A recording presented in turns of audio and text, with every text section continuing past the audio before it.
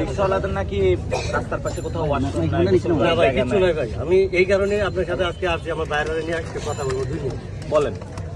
কথা হচ্ছে, আমার যে রিক্সা চালক ভাইয়েরা রিক্সা চালাইতেছে হ্যাঁ। ভাই, এটার ভিতরে হাতটা দেন। আমরা বলেন, হাতটা সমস্যা নাই, বলেন। আমার এই ভাইয়েরা অনেক দীর্ঘদিন তথ্য রাস্তার ভিতরে, মানে প্রস্রাব করার কোনো জায়গা নাই, টয়লেট করার কোনো জায়গা নাই। যদি টয়লেট থাকে মানে অনেকখানি দূরে যাইতে হয়, অনেক কষ্ট করে যাইতে হয়। একটা ড্রাইভার যদি জ্যামে পড়ে যায়, ওর কিন্তু প্রস্রাব পায়খানা ঠেকে রাখতে অনেক কষ্ট হয়ে যায়। তারপরে ওই জায়গায় গিয়ে 10 টাকা 15 টাকা দিয়ে টিকিট করে পরে ঢুকতে হয়। আমরা হচ্ছে কি দেশের শ্রমিক, আমরা হচ্ছে শ্রমজীবী মানুষ, আমরা কেন এই টাকা পয়সা দিয়ে ভাই যাবো?